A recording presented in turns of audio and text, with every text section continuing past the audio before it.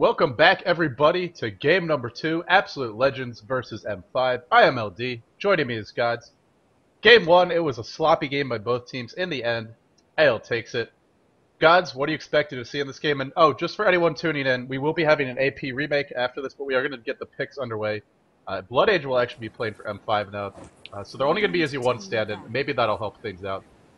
But godz, your thoughts on game 1, your thoughts on what we can expect to see in game 2.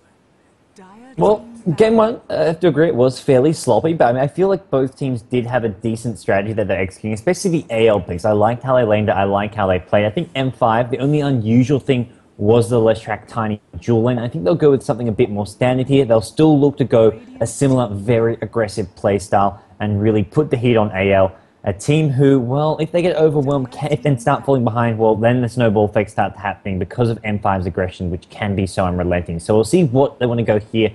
I imagine it'll be your trademark M5 just being super, super aggressive, looking for early kills, running a strong tri lane, and then having those strong solo heroes like we saw last game with the Winner and Tinker. Speaking of strong solo heroes, guess who has not been banned yet? It's Darkseer. And, well, M5 will not have the first pick. It's got to be at the top of their minds. AL love their Darkseer, as does M5, but I would be shocked if this hero gets to the pool. I will also be shocked if he somehow does, if he's not immediately snapped up. You mentioned the strong solos, Tinker, Windrunner, Invoker available as well. It's a hero both teams have used here and there. And the Morphling, I mean, we really cannot forget about this hero. He's one of the very few carries that you can make a legitimate argument that he deserves to be picked right away. By any team that wants to run him. And you don't have to have a player like Burning, who's just so much better at the hard carry. Morphling is good enough that he fits in as an early pick, whereas I think pretty much that's not true for anyone else. Yeah, the thing I really like about Morphling is how you can just throw him in that solo mid lane. Teams often sort of get in this mindset where they see a Morphling and they expect him to be in the safe lane support or two and draft around that, and then teams just curveball, put him at mid lane with the Wraith Band, Tangos, and Salve, and he can beat a lot of heroes. There's a few heroes he doesn't do well against, like Rubik, but there's a lot of heroes he does well against. Speaking of Rubik, he is still in the pool. That's another strong solo hero left in the pool. Prophet as well. There's a lot of things. This is a wide open pool, and I think that's why M5 takes so long with this last ban. It is the Prophet ban, not what I would have expected. I would have expected maybe to ban something. I would have expected them to leave Prophet in the pool so they could get the Prophet when AL pick the Darkseer, or vice versa. They get the Darkseer if AL go for the Prophet. But banning out the Prophet means they're going to get something like a Leshrac, maybe, I mean, an Invoker as well with the Leshrac. We'll see how they want to play this though. But AL, no questions asked. Darkseer it is. Well, there's a Leshrac as well. That's a hero we saw M5 use last game. Also Enigma. A hero that can gank Darkseer somewhat effectively early on. Maleficent really messes around with Surge. Any of the ranged Eidolons doing damage. Not necessarily taking Ion Shell damage, so that's an option as well. It's a scary thing to give away the potential. Certainly AL have run the Enigma before, and if you give away Darkseer Enigma, oh boy, I fear for you ever trying to take a team fight. It's Leshrac to start, Tidehunter to follow. M5 go aggressive with their picks, a lot of team fight options, and Snap replies. Enigma as well as the Rubik protecting that Enigma, ensuring that the black hole will not be stolen, which, by the way, godz, yesterday we did have a black hole stolen. It's a great, rather comedic effect. And it didn't ultimately decide the game, but it was a lot of fun to watch. So we're not going to see that this time around. I gotta say, AL is looking very strong right now. Yeah, both teams going, I mean, sticking to their guns, knowing what kind of style of picks they want, and not really thinking too much about it. I like the Enigma with the Rubik. Enigma's here that M5 themselves would pick, so denying them of that. And AL actually played fairly well with it themselves as a side lane solo, as a jungle hero. It's got that versatility. Rubik, just such a great solo mid hero, and we'll see who gets their hands on that hero. And then Shadow Demon, the response from M5, which is your stable support. You're set up for the Leshrac as well as a nice defensive support to use if AL are being very aggressive. The defensive disruption is just one of the most annoying things to go up against when you are trying to focus down the hero. I really like this Invoker ban. Admir in the past, for anyone who hasn't seen him before, he's a very strong Invoker. He goes for an interesting build, almost always rusting the Hand of Midas, even if his team's behind, even if it's late. And it usually works out. I mean, I feel like it's one of his higher win rate heroes. I haven't actually looked at the numbers recently, but every time I've cast and played Invoker, he does well. So I think that's a very smart ban by AL. Also, if you look at M5, they definitely need that solo. I mean, we could see some sort of duel or even tri-lane with two of these heroes falling into that support category. I like M5's draft in that they have room for that carry, whether it's the Tinker, Clicks, of course, being an option for them as well, although they really haven't run it that much recently, as of late. I still think it has a place, but Morphling is the one. I think that's the prize for both these teams, and it's something AL have to be mulling it over. Yeah, we'll see where they do want to go with this. I do feel that AL right now, whether they want to go for a hard carry or not, is still up in the air. I mean, they don't have to go that route. They can go for sort of that mid-game push. You've got the Enigma darts here. There's your mech and pipe buys. They can even get the mech on the Rubik if Enigma just wants to go for the standard Bleek BKB. They've got plenty of options there to set up a really strong mid-game. And they might just want to go for a more push-oriented carry hero. A hero that's sort of been phased out is the Dragon Knight. I feel like Dragon Knight would fit really well with AL's lineup. They're going to go for the Venomancer, so that's probably going to be one of their supports here. And we'll see how they want to lane this, although Shaitan does love his solo mid Venomancer, so we'll see if he's lucky enough to get with that. And it's probably his favorite hero in the game, in fact. But M5, the response is the Lone Druid, and there's your sort of, your stable carry hero with some push potential as well. You know, I was actually about to say I thought M5 might go for that. No, really, guys, I was. But, yeah, it gives them that solo. It also gives them, like you said, that mid-game kind of timing push. It's an aggressive... I mean, it's not the most aggressive carry, but once the mid-game hits, that's where you get aggressive. Not by killing heroes necessarily, but by pushing towers, locking down map control. And M5 have a very strong laning phase now. Gush, Edict, Split Earth. We all know about Shadow Demon. Lone Druid as well, a very strong solo in his own right. So... M5 looking pretty good in the laning phase, so are AL. And this means what I hope will be a very exciting laning phase. Hopefully a lot of ganks, maybe some smokes picked up as well, and a lot of movement around the map. And I like the fact that AL go for Venomancer, because it means we're either going to get to see a farming Venomancer or farming Rubik. I believe... I mean, I guess they could both be supports, but I do think we're going to see that Rubik most likely mid, Darkseer in the off lane, and then, yep, it could even be the Morphling solo mid. But I think Rubik and Morphling will both be farming here, and farmed Rubik is a lot of fun to watch. Oh yeah, if you can get those utility items, especially you get the Force Staff as well as the Blink Dagger up, you get that mobility going, and then you steal some sort of high nuking damage, nuking spells. You get a Leshrac Split Earth, you get even just a Lightning Storm or something along those lines. It can be so damn annoying. And I have to agree, I think it is going to be Jungle Enigma, Venomancer at playing that support role. I mean, you've already got the Darkseer as a side lane solo. He doesn't really fit too many other roles. I mean, he can go in the jungle, but not many teams like to put him there. He does just work so well as a side lane solo who can't be killed, can't really be pressured down.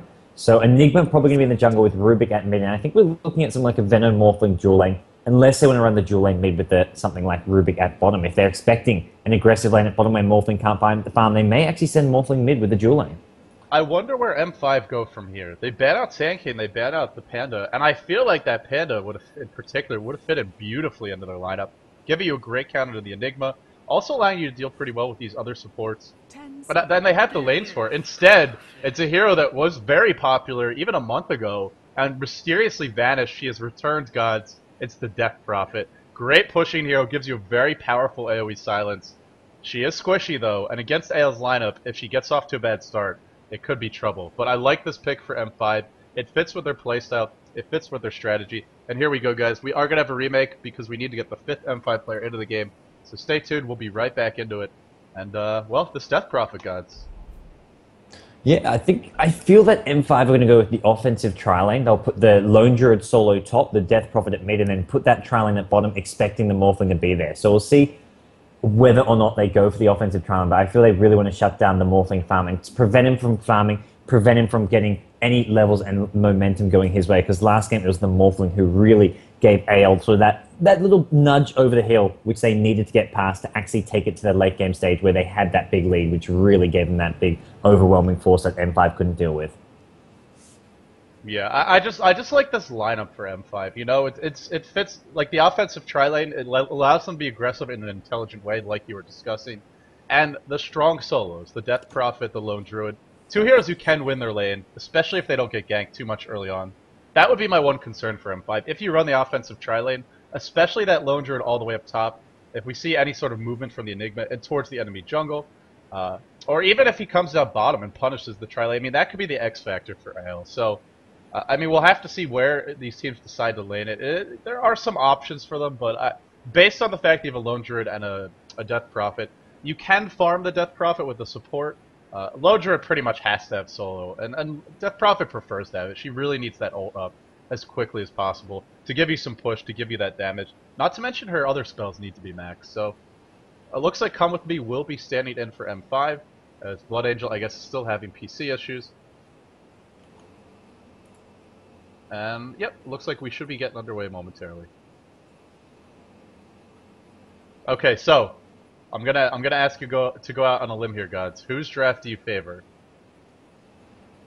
I think AL with the Rubik. I mean, they get a lot of utility there, and of course, I mean, can you really ever think a Darkseer draft is going to lose? I mean, I feel like you could pick PA as a carry and throw in a Gyrocopter solid mid and still have the better draft when you've got a Darkseer. Speaking of Gyrocopter, maybe not to that extreme. Speaking of Gyrocopter, I don't know if you caught it, but Zenith ran one today, and it worked beautifully. So it's not as much of a troll pick as you might think. They used it to counter a Broodmother, and that flat cannon is really good versus the Spiderlings. But you're right, though. Darkseer is he's a ridiculous hero. It's why he's almost always banned.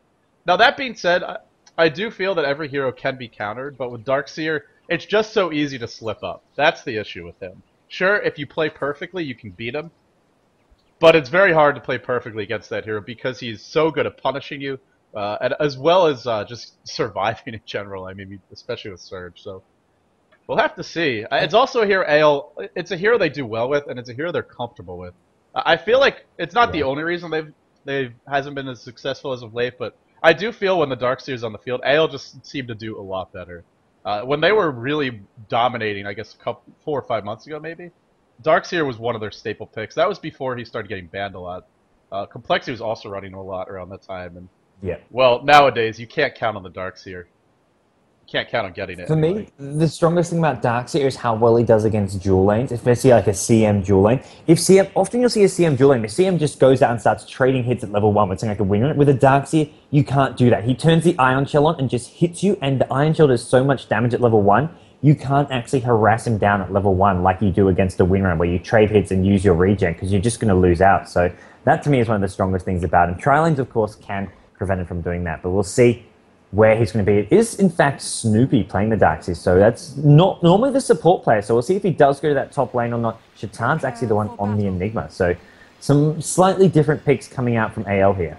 Yeah, and let's introduce the rest of the players. Musica on the Venomancer, Godot going to be playing that Rubik, and we do have Bleek on the Morphling. We'll be headed to the safe lane. Meanwhile, over for M5, Come With Me, the standing, going to be playing that Leshrac. Looks like it will be a support. Inmate, gonna be... Looks like he bought the Courier. He'll be heading bottom. PGG on the Lone Druid. This I have not seen before. Now, they do have 2 stand-ins, so that may explain it. Where is the Death Prophet? I cannot find her. I guess she hasn't actually selected her hero yet. But that one is being played by Admir. And finally, it's silent on... Shadow Demon? Yeah, Shadow Demon. Yeah, silent on the Shadow Demon. And it looks like Lone Druid is going to be heading up towards the top lane, PGG. Whether I imagine going to be playing that solo role, unless he's going to see maybe a support hero with him. But I think for the most part, M5 want to run that aggressive tri-lane bottom. It is going to be the Morphling there in a dual lane, and we'll see if they can shut down Morphling's farm. He's got 9 tangos, by the way. So, I mean, maybe this is to deal with that Ion Shell. That's a lot for a Lone Druid to have. Yeah, you know, it's not unusual to see 1 set, maybe even 2, or 1 in a salve, but 300 gold, I mean, that does...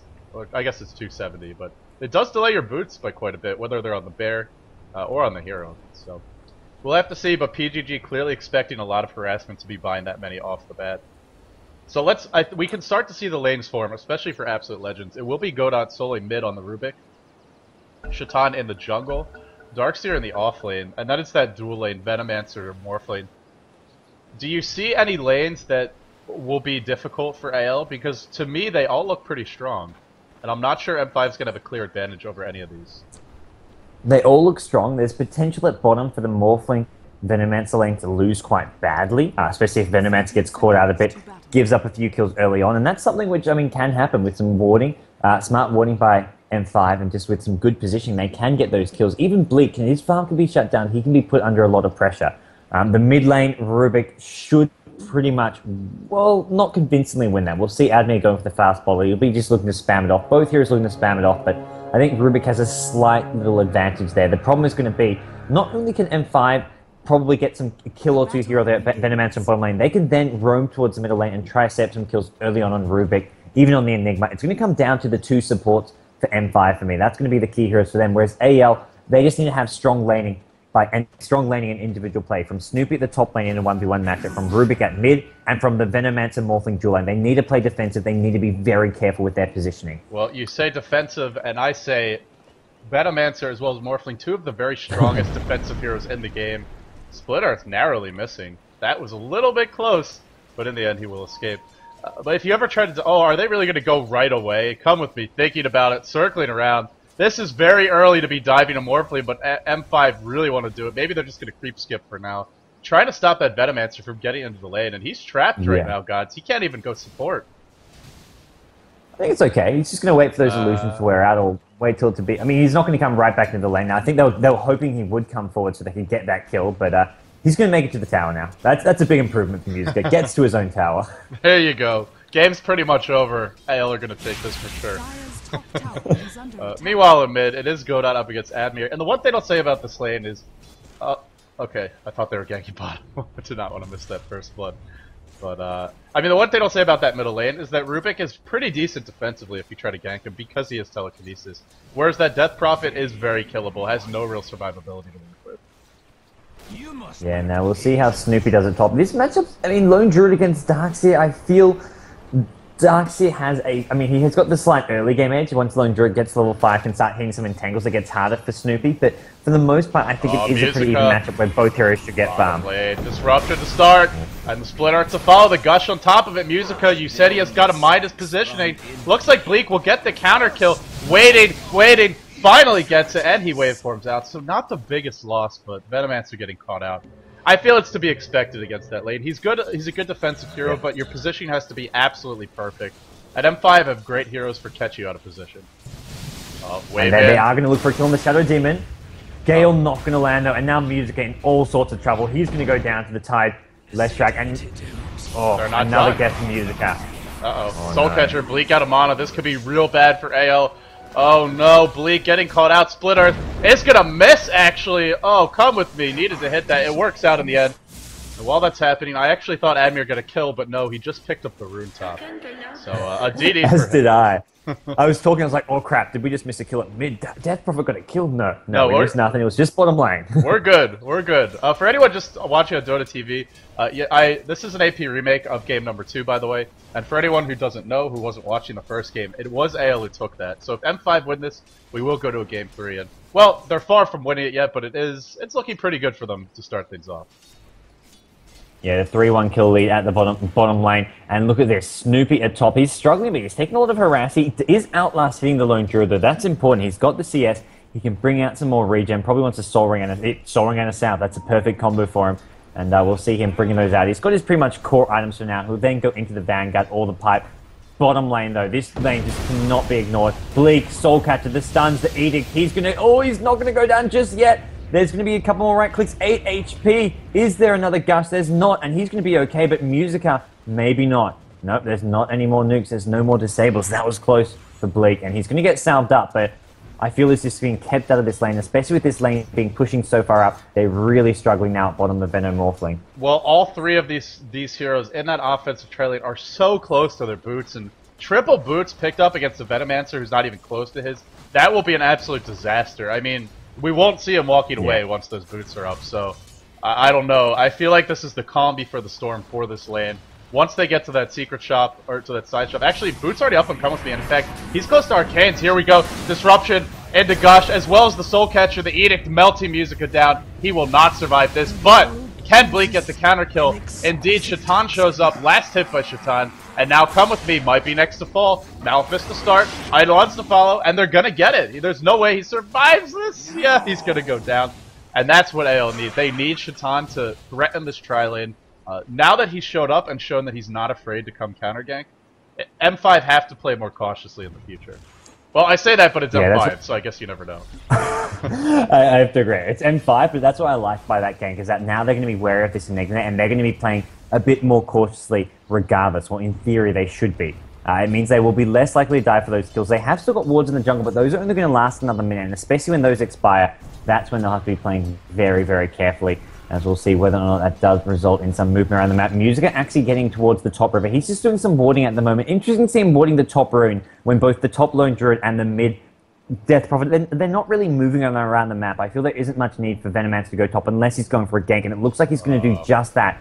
He's looking for this lone druid. He's not going to get scoured by the Spirit Bear. He's going to be able to maybe get this kill with the help of the Darkseer. Oh, somehow he was spotted there, so we see a ping by Dark Greed. It's too late. PGG caught out level 6. No ultimate for him. He opted to skip it. He thought it would be 1v1. Little did he know that Musica was going to come, and PGG slowly and painfully, very painfully, watching his own death form before his eyes. Inmate, as well as Silent, have rotated. The best thing about that kill at top is that it went to the Venomancer killing the Spirit Bear. So that's bonus XP, because they get the gold, and they get the gold from the Spirit Bear as well as the XP, so they get extra for it, and PGG went down as well because of it. Now mid, Tide in all sorts of trouble. Defensive disruption. Looks like that's going to be the end of Tide on the Inmate as he goes down as well. Well, they rotate towards mid, they don't de-ward, they don't use smoke. Normally a recipe for trouble, especially with Enigma in the jungle and a look at Snoopy. What is going on with this Iron Shell? Are you seeing this as well? There's like a hovering and following someone around. Another DD for Admir. He's been having some good luck with the runes. What the hell is going on? My Iron Shell looks normal. I don't know if it's something, maybe a visual glitch on your end, but Morphling, bottom lane. With the Venomancer, they pick up Leshrac. Morphling's taking a lot of damage. He gets the right gush. Shadow Demon actually getting the kill with Morphling's own illusion. And now AL going to be on the back foot a bit. But AL, they've turned this around. They're now up 6 kills to 5. That Morphling death isn't going to help them out much, but they have managed to get kills on top lane, as well as a couple around the mid lane. I feel like Rubik and Enigma are really having a nice impact on this game so far. Well, Rubik's already level 6 as well. He's hitting it early. There are a lot of great spells to steal this game. I mean, Ravage is the one you would want above all else, but don't expect him to try and force that. Very hard to steal Ravage. Even stealing the Death Prophet's nuke would be great, just to push the lane out. Gives you a lot of extra burst damage. He's already got that control with telekinesis. In we go on mid. Malefice to start. Admir drops the ult. And in fact, that could be stolen by Godot if he wants it. He waits, he gets Exorcism, immediately counter uses it. That's a huge ult to steal. Oh boy, Malefice setting that up beautifully. Unfortunately, they don't get the kill though, and I feel like that's more important than the Exorcism. Although it's going to cool down in a minute and a half. He'll get to use it at least one more time if he wants to wait. But I'm not sure he will. Yeah. Yeah, I think this was a complexity game I saw recently where they were up against a Death Prophet and just stole the ultimate so many times throughout the game. We will see bottom lane. Musica, is he out of position here? He may go down, but they should be able to get the Shadow Demon. The waveform, it doesn't actually hit the Shadow Demon. Shadow Demon could go for a TP out. Ravage actually being popped as well. Shadow Demon still throwing poisons. He's going to try TP. One more right click. Is it going to come? It's not. And that's an escape. Godot going to probably get this Tidehunter. The waveform is there. Fade Bolt as well. Venomancer somehow getting the kill. Looks meanwhile, like top lane, Shaitan black holes the air, completely whips on that one, and they get the tower. Bear will die. PGG losing a bunch of life, and look at PGG. Even with that early death, 2,500 gold. Is he rushing a relic naked? Because I don't see boots on the hero. I think the bear might have a pair, but not any sort of items on the hero. It suggests he's going for a greedy build here. At least so far. We could see a change. Yeah, this is very greedy, but at the same time, it's one of those things where, I mean, Lone Druid, he's got the point in the ultimate now, so if he gets ganked, he can just pop that, get the HP. He's not going to have any movement speed to escape, but if he can buy time for backup to come, it may, yeah, it looks like this is just pure, straight Radiance, no boots on anything, just his starting items still on. Not even a stout shield. I've certainly seen Lone Druids rush the Radiance before, but not like this. PGG, I mean, it's greedy in several ways. He also skipped the ultimate early, just went for a little bit of extra harassment. In comes the courier, tried to deliver to Bleek, but the disruption as well as the Soul Catcher drive him back.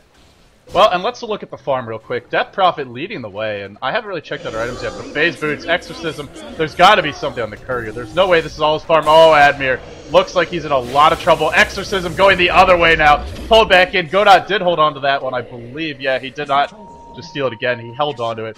And now they're going to be able to push. I mean, AL have some fearsome push. They got Exorcism on their side. That is for damn sure. Yeah, Eidolons as well. This push, this tier 1 tower should drop pretty quickly here unless we see a glip and multiple TPs. But bottom lane, that's where M5 are focusing their attention.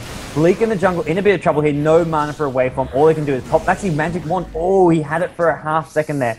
Not enough. Shadow Demon gets the kill. AL will get a tier 1 tower for it though. But bottom lane, AL going to have to be defending this tier 1 tower of their own.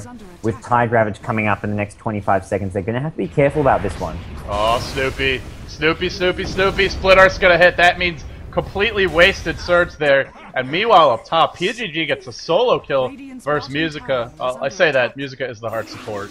Speaking of musica, he has finally gotten boots, God. So that's actually very important in this game to have any chance at not beating. Although we see in this case, it's not enough. One entangle, I'm sure, leads to his death. And now PGG, 500 gold away from that relic. This would be one of the fastest Radiances. Maybe not that I've ever seen, but it's up there. Yeah, he hasn't had complete free farm. He's actually, he's only on 53 creeps at the moment, but still, it's very quick. He got the tower. He's getting a kill here or there now as well with the free kill on Musica. And we'll see whether or not he can keep that going and get that really fast relic into Radiant. We'll see bottom lane. It looks like they really want to keep pressuring Bleak. They've got the Ravage now, but here comes Enigma. Enigma is in the neighborhood, and with no black hole, this could go the way of M5 in a 2v2 clash. Yeah, there is a Ravage up as well. I'm almost surprised he didn't turn that one around, but indeed Darkseer, or Rubik went missing actually, and he's coming bottom now. He's stolen, let's see, what has he got? Crypt Swarm. So just another nuke to work, but still, that's pretty much all of Come With Me's health, and Come With Me is absolutely dead here. Look at the burst damage, just no chance. And that is one thing about AL's lineup, or M5's lineup rather. As you look through their heroes, Death Prophet's still very squishy. Uh-oh. No time to talk about that. Here's Silent getting caught out. This could be very bad. Looks like he is going to drop the Ravage, not hitting Shaitan, just missing, catches Godot, but that was not the one he needed to hit. And the counter Ravage! Godot's done it! He's stolen the Ravage, gotten it back. That's one that might be worth holding on to, although it is a very long cooldown, but he could use it one more time if he wants. Middle lane, Admir with a huge dive, gets the tower, actually the Dire does, and now Musica on the back foot. The ult will end. Is he going to live? He needs 2 more auto attacks, he only gets 1. He will survive, and it feels like outside it's going to be a lot of pressure on PGG to deal with this game because, well, this Rubik is having a massive impact right now.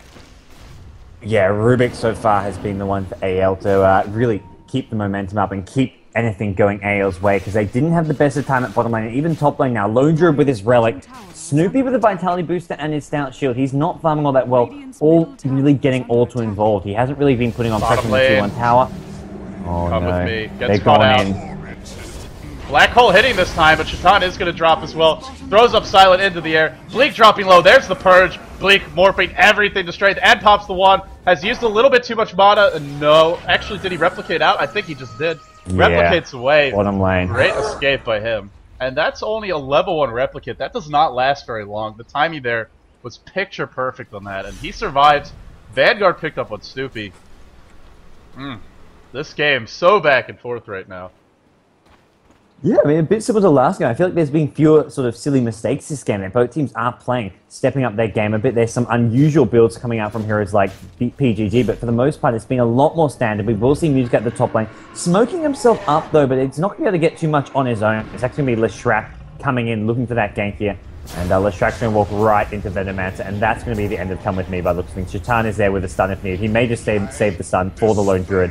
As now AL going to go for this tier 1 tower at top. Who needs damage items when you have Ion Shell, am I right? PGG gets caught out. Entangle onto Snoopy. Doesn't look like it will matter. Waveform is there, waiting the last hit. Not going to get the last hit. That's a bit unfortunate. And one by one, M5 are joining this fight, getting caught off. Admir should be the next to fall if we can see a Malphus. 1 second, he just gets out of range.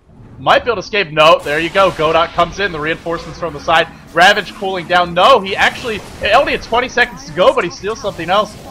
I mean, for a spell as big as Ravage, I'm not sure it's worth giving up 20 seconds left. Either way, they're not going to get the kill. 1 more Crypt Swarm. Just missing. It wasn't going to be up for long, that's for sure. The Ravage only would have like maybe 40 seconds in mode. Oh, Ravage used by Inmate. Can he steal it again? Did Godot get it? No, just Crypt Swarm. Crypt Swarm flying out. Still going for the kills here. The wall is dropped. No vacuum back in, though, and Admir very low. Waveform in by Bleak with like 50 health. Is he really going to live here? Are you serious? No, he is going to drop. And then everybody dropping low. It's like they have an agreement to just have as few HP as possible. Admir finally gets some heal going. And Shaitan gets caught out. He will go down. 4 heroes dead and a triple kill towards Admir. Has a vitality booster already, gods. And now he's sitting on 1900 gold. Also the Lone Druid. So no, he doesn't have his Radiance, but that's going to give him a lot of time to farm it up. Yeah, massive overextension coming out from AL there. They've really got cocky just because of their mobility, because of the waveform, because of the Rubik landing a few nukes there. They just thought they could maybe turn that thing around, but that was just not going to work for them. And they just sort of overextended much too far into M5's base. And by that point, I mean, heroes like Lone Druid had respawned and were coming back in the fight, ready to contribute once again. So AL are going to have to be playing a bit more passive than that, or not even just passive, just a bit more. Choose their fights, get the kills, then back off and farm. And you can see this bottom lane, the mid lane. They can just farm out these lanes, farm out their own neutrals. They were slightly ahead before that fight, but they threw away any advantage they had. Look at the farm disparity here. Death Prophet 84, Lone Druid 75. And then look where the Morphling is. That being played by Bleek, 43. I mean, you talked about... You expected to see an offensive tri-lane. And it's a very powerful tri-lane, but it wasn't just the kills they got, which they got a lot of. Morphling got some back, but he never had a moment to breathe there. Even if he's getting kills, he was not farming. And that's why he's very far behind. Yeah, and that's why he's just gone bottom. He's looking to go catch-up mode, but here comes the gank. Shadow Demon Leshrac. Oh, and meanwhile up top, Snoopy gets entangled, dropping low. That surge still lasting. Oh, Snoopy vacuums them almost onto the low ground, just missing. Oh, that would have been a huge play if he pulled it off, but another surge, the gush not going to help there. And meanwhile, the gank that you mentioned at bottom, there's the replicate by Bleek. Purge to start, and the splitter to follow. Soul Catcher on top of it all replicates out, and will be just fine. They didn't have enough. I mean, this is why you need 3 or 4 heroes to kill Morphling, because otherwise he's just going to do that. Still, they're diving him, though. And while this is happening, there's a big push commencing mid, as well as potentially a team fight brewing. Oh, the split earth by Come With Me, almost perfect. Just not in time there. That was close. Yeah, very, very close. He knew who'd be there, and I was surprised he actually waited. He could just wade back towards his own tower, back towards the fountain, and being perfectly okay. So it was a risky move from Bleek, a bit of an unnecessary one, but he does get out there. PGG now very close to his ratings, just a couple hundred gold. And he's going to have a ratings, but we're 17 minutes in. This is where you'll often see Lone Druids sort of pick up their ratings if they're having a nice lane and a good game with boots, with even phase boots up. This is not the fastest ratings anymore. He was looking good earlier on, but a couple deaths on it to his name, and then suddenly it's not that faster ratings. And he has picked up the boots on his hero, but still, just boots, no phase boots. And PGG, we'll see how much he can impact this game when he gets up that ratings. But for now, he's still just looking to farm.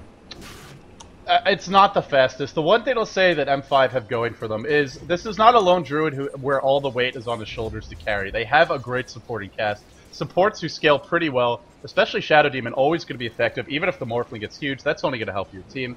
Come With Me, as far as supports go, Leshrac gives you a ton of damage. They have some good team fight and lockdown, and then the Death Prophet, who's having a lot of farm. But you're right, this is not the best farm we've seen on Lone Druid. His creep score is actually pretty good. It's the fact that he's had 2 deaths. If he didn't die in that last engagement where he was tower dove, he would have had the radiance probably a minute and a half sooner. And, well, if you get it sooner, once you get that radiance, your farm takes off dramatically. So even a minute earlier radiance can make a huge difference. Yeah, and it looks like M5 with this smoke, they're not going to pick up any kills, but they're going to go into the Roshan pit, and they can do this pretty quickly. Edict as well as Exorcism, they're going to take this down. AL are just trading at the moment, going for a tier 2. And with this tier 2 being undefended, they're probably going to expect Roshan. I mean, when your tier 2 is being undefended, there's no heroes on the map. The only real option is that they're at Roshan at the moment, and they're going to maybe guess, but by now it's too late. AL just going to probably keep on pushing forward, or at least look to force a fight. And they're doing this because they've got the Black Hole, and with Rubik able to steal one of those ultimates like the Tide Ravage, even an Exorcism, the fight can be turned around in AL's favor if they have some decent positioning. Yeah, the Exorcism seems like the easiest spell to steal. Do you think that trade was worth it, getting the Aegis in exchange for the tier 2? Seems like a pretty good trade to me. Yeah, for me, I mean, AL, it's hard to contest the Roshan. It's just a matter of time until they get it. We will quickly interrupt that, as that looks like Godot going... Oh, no, he gets silenced up. He can't actually use the telekinesis there, so he would have maybe got silent. But for me, AL just... It wasn't a good trade for them, but it was the best they could have done. They weren't really going to be able to contest that too easily. They were out of position. If they come, M5 see it coming, they back off, and they just get into a superior position, being at near the Roshan pit first. So AL just made the best of a somewhat bad situation, although it's not the worst case scenario, giving up an Aegis at this point in the game. It's not like we're late game and they're up against a hard carry with 2 lives. Right. It's a Death Prophet who's getting big. 3,500 gold in the bank. What to go for here? Well, the pipe is an option. I don't think anyone else is building one yet. Yep, nobody building a pipe, so that's an option. Could go straight for a heart, and that can be pretty devastating. So what you can do is drop low, and then you heal up not only from your ultimate, but also just walk away from the fight, use the heart's regen, and then go back to pushing. It's really good for prolonged sieges. And that's I feel like that's where M5 are going to win this game, if they're to win it, is a prolonged siege, knocking down tower after tower, just relentless pressure. Pipe would help for that as well, but whatever Admir wants to go for, he's going to have it pretty much now. As for PGG, only 1,000 gold, so he is still a ways away from really making his presence felt. as he has not picked up any other items besides that Radiance just yet. Yeah, we'll see where he wants to go. I think you could. The other option for the Death Prophet is you could always go for the Bloodstone as well. I think it's a nice item to really tank up with, and it also the respawn faster is something that can be really useful late in the game, and you get the extra heal for your team if you do in fact go down. So I think it's another viable item. But Heart, as you said, for the long drawn out sieges, is such a valuable item, and he needs HP up against a Morphling who is going for the shotgun. It's going to be a fairly late shotgun. And any HP, raw HP, is just going to really help him survive it. The pipe as well is going to be useful because it is, of course, all magic damage. So getting some of that magic resistance will be useful. Godz, here's the other problem. Look at this team. I mean, who is an easy target? I guess Shadow Demon, but even there, he's almost got 1,000 health. Then you look towards Admir, Vitality Booster, and he's going to have another big item soon. Going to be very tanky, but middle lane, come with me, gets caught out. I was about to mention he is farmed as well. Gush actually hitting, I think that was a creep by mistake. Either way, are they really going to fight this? Everybody grouping up now for AL. And they are down a Leshrac and a pretty farmed one at that. Well, are they going to push? Gush, silence, looking for the rabbit. Telekinesis throws it back, gets burst down. And yes, Kraken Shell does not remove that telekinesis. Makes Rubik a great hero to have against that Tidehunter, as you can burst him down safely. Great pick for AL. And they're actually going to back off after getting the Tide. Well, the Radiance Bear is here, and that may be why. That's annoying Godot, to say the least. They may be just going to try to focus it down, but here we go. M5 looking to engage in. The Shadow Demon with the Death Prophet are there, forced up in. Disruption not going to come by the looks of things, as we will see AL just back things off, look to regroup, look to try to get Enigma into a position where he can hit a big black hole. But to go back to what we were talking about, this Ethereal Blade, I mean, I just feel like this is one of those few games where it might not be a high impact item. BKB not too far away for Leshrac. Well, I mean, it's probably 4 to 5 minutes, but then again, so is the shotgun. Now you look towards the Death Prophet, you're not focusing her. Tide may actually be the one target where, strangely enough, he's the one you want to shotgun down. But the Lone Druid, of course, very tanky, 1800 health. So, I just don't know, and if they buy a pipe, will it be enough? I mean, it's normally a great item. I feel this is one of the few games where maybe it's not the right choice. Yeah, we'll see where they want to go. I mean, it is a big gold investment at this point, so we'll see if they choose to go for that or if they go for a different avenue. But right now, I mean, for me, I'd say M5 just in a better position because of how well they are farming. I mean, with Death Prophet finishing off this Heart now and just having the greater map control, and with Morphling unable to get too involved, he's still 600 gold away from that Ethereal Blade. Yeah, look at the aggression from M5. Admir fighting uphill with a bunch of heroes missing off the map. Doesn't have, well, he has one ward spotting the vision, but still could easily be smoke ganked. He's not afraid of anything. In comes the Spirit Bear. There's a mech up on Shaitan. Uh-oh. This could be very bad for AL. That bear slowly burning them down, trying to complete the pincer maneuver. There's a surge. Disruption. Soul Catcher. Silence on top of it would be perfect, but no, he gets the wall and the vacuum. Look at Shadow Demon just melt. Might go down here, but Snoopy is the one we focus our attention towards. As he gets entangled, he will drop, and Godot forced to run away. Actually, he didn't steal anything in that fight, just had to back off, and miraculously Silent lives. Look at what Bleek's doing, though. Pressuring that bottom lane, almost has the shotgun, and it's going to force the retreat. A vacuum wall, and they get nobody, and it was a perfect one, too. Yeah, and I will see Godot in a bit of a misposition here. He needs to get out of there. He should manage to do so, unless Leshrac, come with me, can hit this stun. He, Forstaff dodges it. Just narrowly surviving it, and Musica TPing in. Oh, come with me, as he said. In a lot of trouble here. Bleek goes in, actually takes him out with the adaptive strike, now level 15, and that's his shotgun. He's now got enough gold for it. He's morphing his strength just to make sure it doesn't take too much damage here. Tide ravages up. AL needs to be a bit careful here, but I think they should be okay. They're actually going to force Spirit Bear, resummon his bear, as it was getting focused down quite badly there. But I think AL trading well. I mean, you mentioned that they didn't get any kills with the vacuum and wall, but they only lost the Darkseer. That was Shaitan in a really bad position, but Darkseer kept him alive and did a huge amount of damage, forcing M5 to retreat while Bleek was free farming bottom lane, chipping away at that tier 2 tower, which he didn't quite get, but I still feel AL did okay with that trade. Yeah, the longer AL can hang on, the better off they're going to be. It is a completed Heart of Tarrasque, by the way, on Admir, so now we have our item selection for him. I am curious who's going to build the pipe. I feel this, I mean, this is already a mandatory pipe game. Forget about the shotgun. Rubik has so much nuke damage. Then you've got the Venomancer Ultimate. Enigma's got a decent chunk as well. I mean, either waveform is not to be underestimated, so they need a pipe, and I'm not sure who's going to build it. I guess the Lone Druid, perhaps, but so far, all he's got are phase... PGG is really not farming quickly this game. Oh, here we go. Bleek wants him. Bleek is not going to get him. Oh, my goodness. 10 health, and the creep brings him down to 3, and he lives, and Bleek doesn't give chase. Gods, I cannot believe my eyes right now. How did he survive that? And Bleek is going to be very, very annoyed and frustrated by that one. And immediately upon seeing that shotgun, PGG buys the best item possible, buys a cloak, as well as a bracer. He's just looking to tank up, and that's going to give him, I mean, that basically boosts, that gives him probably about a bonus 500, 600 HP against pure magic damage, against the shotgun of the Morphling. That really gives him a big boost to HP. And he can go for a pipe from this, or at least turn it into a hood. I feel it's justified against this AL team. Even if it's tied, or someone else on the team who makes the pipe, just getting a hood as well, additionally, can really give a lot of survivability to this Lone Druid. Right. The goal with Lone Druid is almost always just keep the hero alive as long as possible, let the bear do the damage.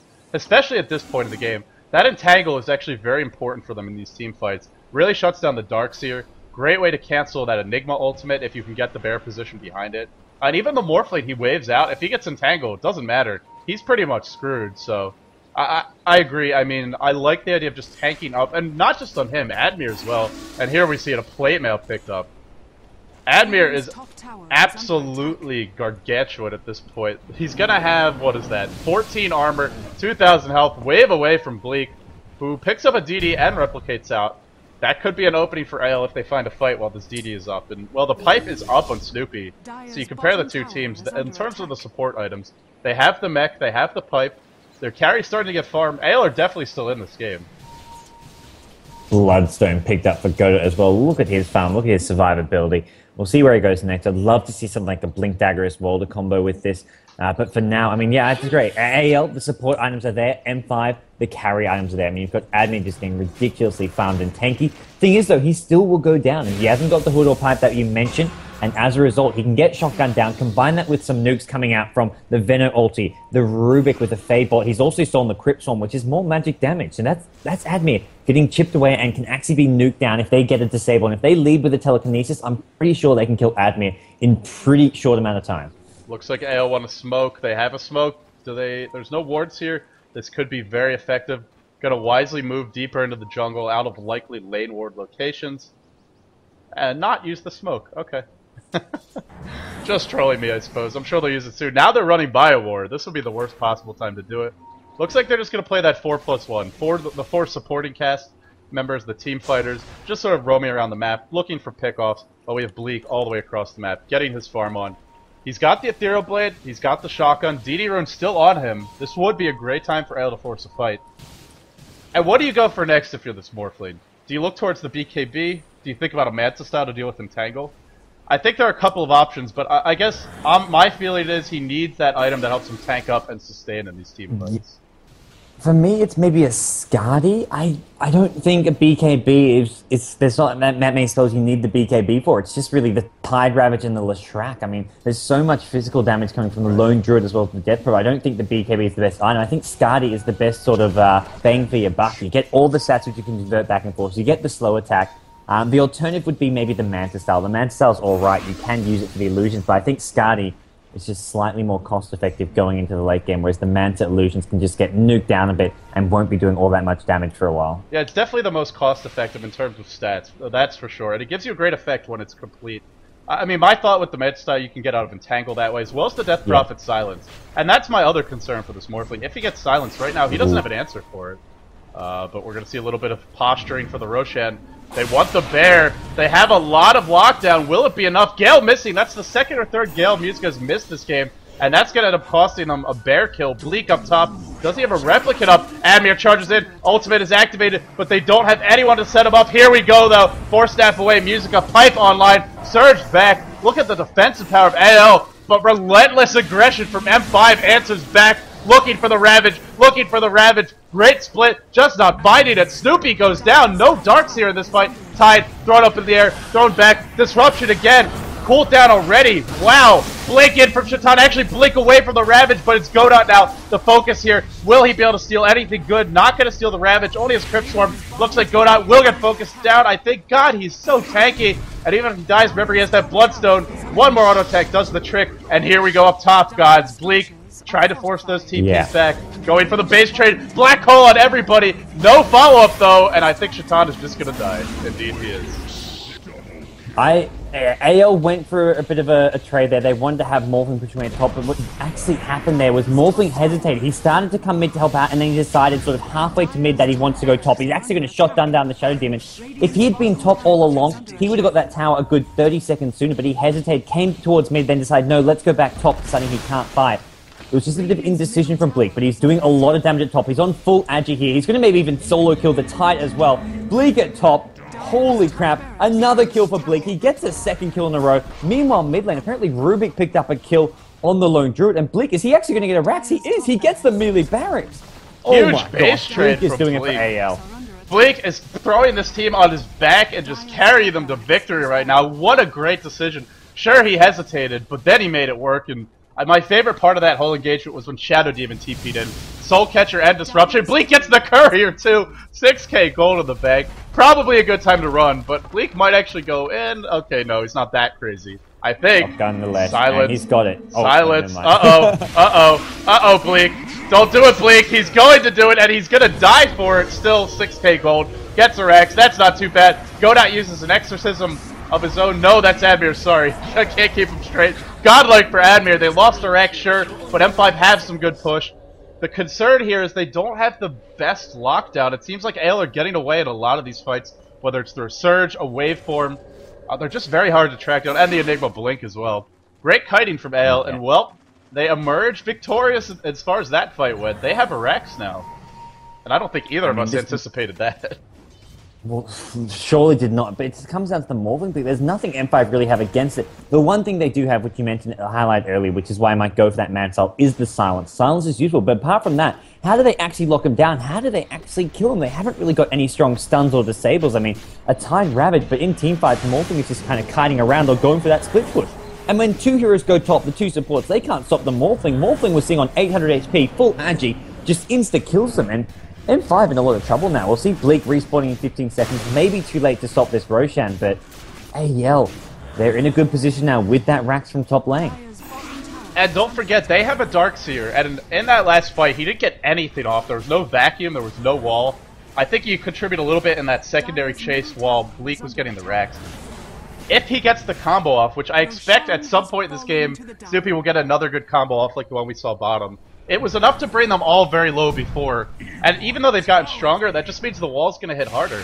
It's always hard to go high ground against this lineup, but especially now with the Rax down top, just opens up the map so much for Morphling to split push, and turtling, if AL, if that's how they want to try to win this game, they should be able to turtle all day. As long as they play. Yeah, I mean, it's not looking easy for M5 to actually get a Rax for themselves. I mean, you can see they haven't even taken a single tier 2 tower. The mid one's been going down low. The bottom one and top one have been dented a bit, but nothing too serious has been done by M5 when they've started pushing. I mean, look at their line with Lone Druid, Death Prophet, Leshrac. That should be pretty straightforward for them. But this is the power of Darkseer. So good at turtling. You've got Rubik with the Fadebolt, which is a great spell to be spamming, and Morphling. As soon as he gets the Ethereal Blade, just like we saw, they can just insta-kill these squishy heroes. The Leshrac, the Shadow Demon, even like the Titan, they're sitting on 1300 HP. He dies to a Morphling shotgun. And that can just stop a push, and then Morphling get a free kill, replicate himself out, or just start morphing strength, and they can't bring him down. And you know, the other thing about it is, Gods, well, actually 2 points I want to make. Whenever he gets those kills, that means the push won't be coming for at least another 30 seconds, 40 seconds, however long it takes for that hero to respawn. That's point number 1.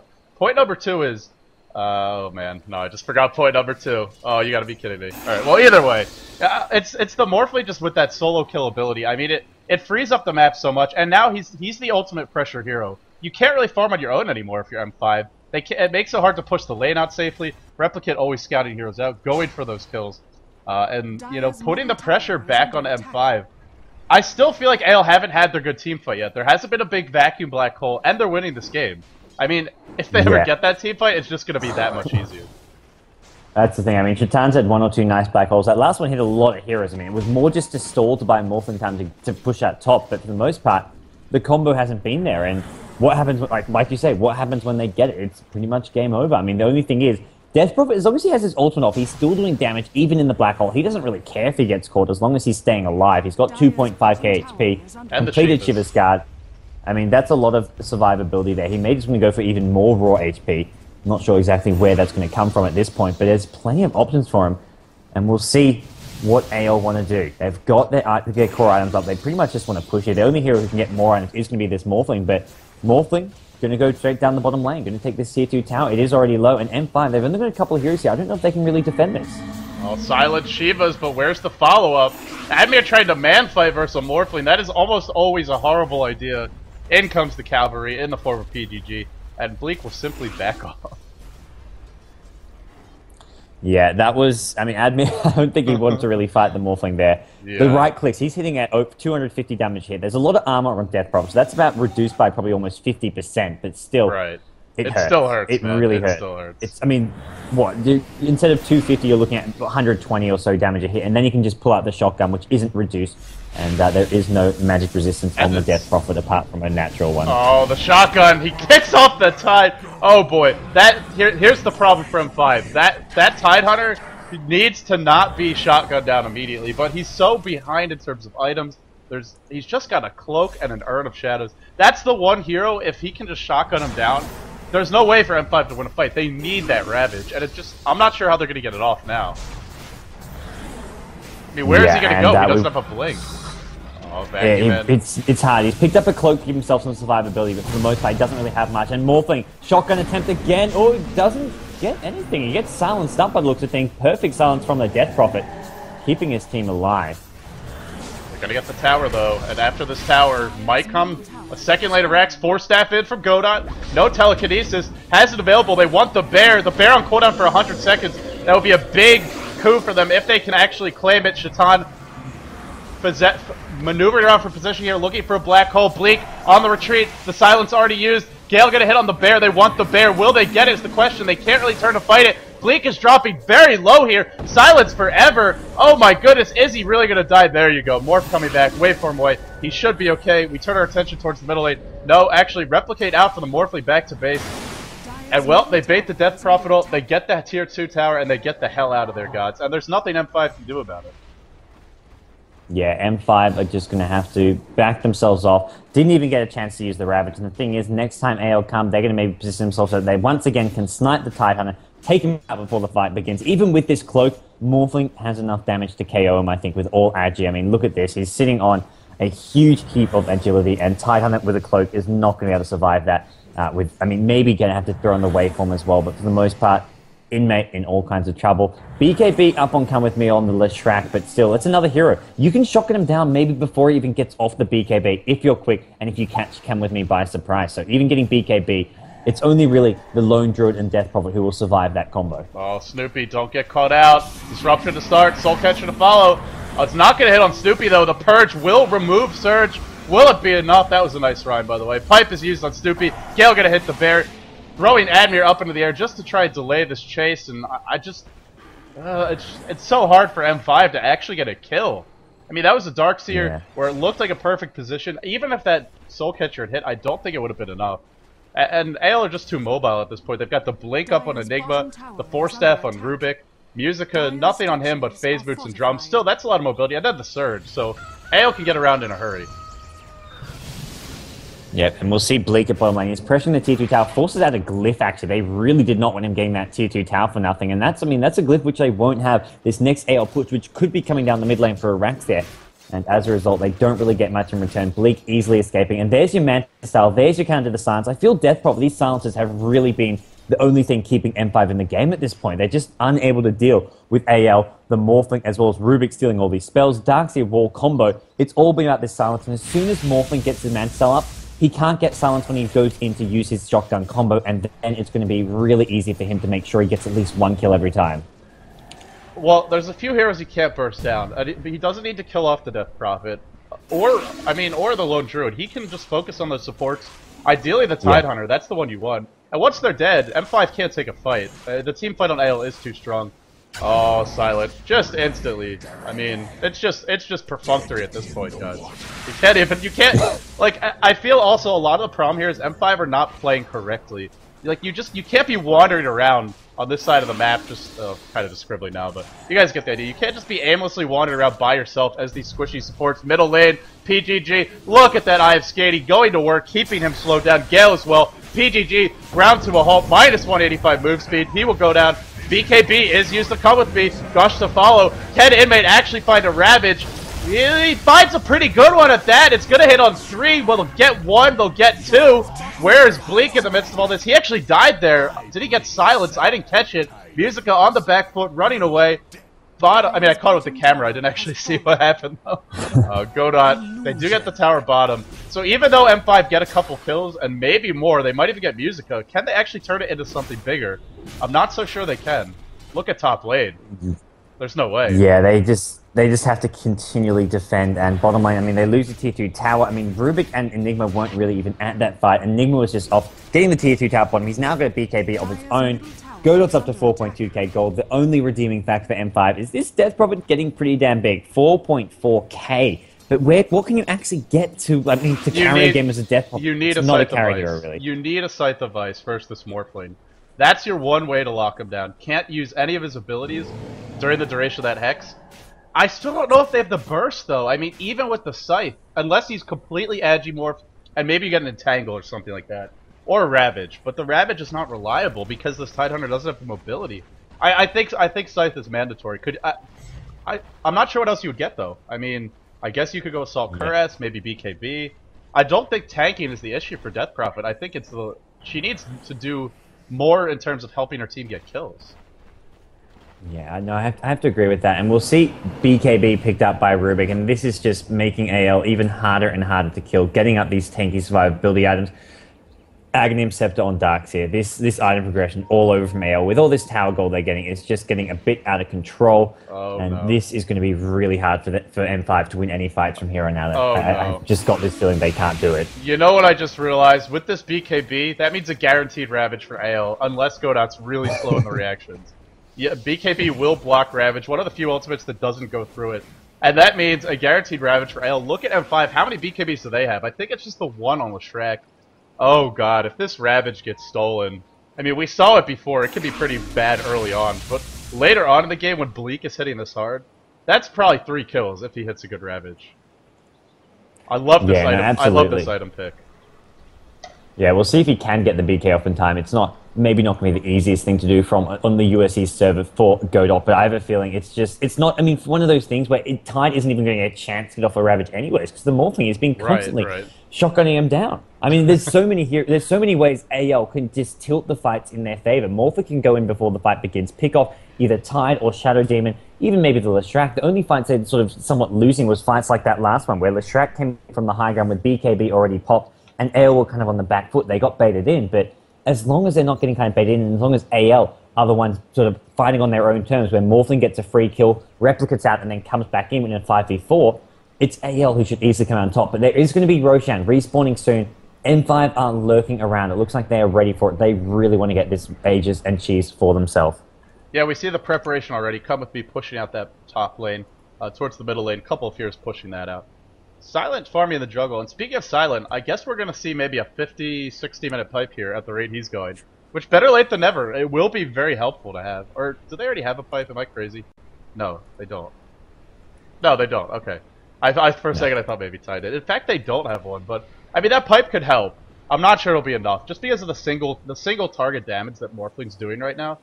Shotgun is easily going to overwhelm whatever the pipe brings to the table. It's still a nice pickup, though, for M5. But, I mean, it's the position of a Roshan that we have to keep our eyes on. I'm not so sure AL are going to give this one up easily. And although that top lane is getting pushed out, it will push back in as soon as you leave it. And taking a fight around Roshan against this lineup, it gives me that icky feeling if I'm on M5. Well, for me, AL, they just want to head towards Roshan now, because there's only 3 M5 heroes actually there, and that's going to be basically a gold field for Morphling. He can pick off at least one of them, probably. He can go in. There's not enough damage or disable to actually kill him unless there's 4 or 5 heroes. I feel, and that's the biggest problem here. M5, even if they've got all 5 heroes, can they actually kill Morphling? Unless Morphling's sitting on all, I mean, he's currently is sitting on all Agi, but unless Morphling really just waveforms into 4 or 5 heroes and lets them burst him down, he's not going to go down. If he sees 3 or 4 heroes down, he's going to go waving into shotgun someone. He's going to be already morphing to strength and using whatever he can to position himself so he doesn't get burst down. So as far as Morphling is concerned, I don't see him going down in too many of these fights. With the sheep stick on the Death Prophet maybe being the one exception where they can actually kill him M5. I'm with you. I just don't see how they kill him. And as I look towards PGG, it was a 17-minute radiance. What have we actually added since then? A Vladimir's offering, a cloak, and a hyperstone, and a pair of phase boots. Not a single big item in 25 minutes of... It hasn't been free farm by any means, but 25 minutes after the radiance, no big pickups. And to me, that's a huge problem. And his creep score is not abysmal, 192. It just feels like he's spending a lot of time running around the map, not farming, not getting kills. It's the downside of Lone Druid in these he is kind of not immobile, but he's not the most mobile here, especially in that melee form. He's not able to chase I feel like he doesn't, as the game goes longer and longer, he really loses effectiveness. I mean, in general, of course he does, but especially against this AL lineup because of their mobility. It's just, Lone Druid can't find anyone to lock onto. Yeah, we'll see. I mean, whether or not Lone Druid can have much of an impact on these fights, but like you said, no big items as of late. I don't think that Assault Crest is anywhere near coming up. No, nothing on the Courier. So the Assault Crest isn't for a while, and I mean, at this point, Lone Druid is going to be struggling in these team fights. AL are lurking around Roach, and they've got the replicate there, and that means Morphin can just keep solo pushing, looking for some solo kills. He's going to find PGG at bottom lane. He's got the replicate with the team, and M5, they need to try and get a pick off on Bleek, but then it's so hard to do so because of the replicate, and Spirit Bear KO. Yeah, that Spirit Bear. This is time to put the Radiance on your hero, and in fact, PGG does exactly that. I give him credit, he is adapting. As soon as he dies to the shotgun, he immediately buys a cloak. As soon as the bear does, puts the Radiance on his hero. Musica gets caught out. There's your slice of ice, and Musica will take a fall. This is exactly what M5 need. They need to get the pickoffs. Unfortunately, it was the least important hero on AL. A better answer, yeah. I'm looking at this, I'm like, well, it's a pickoff, but it's not one that matters. And look at this, Snoopy in perfect position, vacuum wall, there's your perfect combo, there's your time, and there's no disruption, there's nothing to cancel it. AL should clean up here, Morphling just in the middle, doing a lot of damage. He's taking out Death Prophet, there's his godlike streak. Lone Druid Spirit Bear going to go down, and he can't even resummon that. He's going to TP back home, but that's 70 seconds, no Spirit Bear. The Radiance is moved over to his hero now, but this looks like Rax and potentially the game-ending push for AL. What a combo there, and they actually got 2 kills, but it's going to be enough with those 2 kills. Yeah, I'm looking at current gold right now. Does anybody have buyback? Doesn't look like it. Gem drops. It's too much damage. It really is. Backing back in onto PGG. Bleek just doesn't care. He's going in. He's fully agi-morphed. He is taking a lot of damage, especially in that Ethereal form. Gets the kill. Now onto PGG. Next speed for Bleek, and well, it's the second game in a row where he has just been absolutely out of control.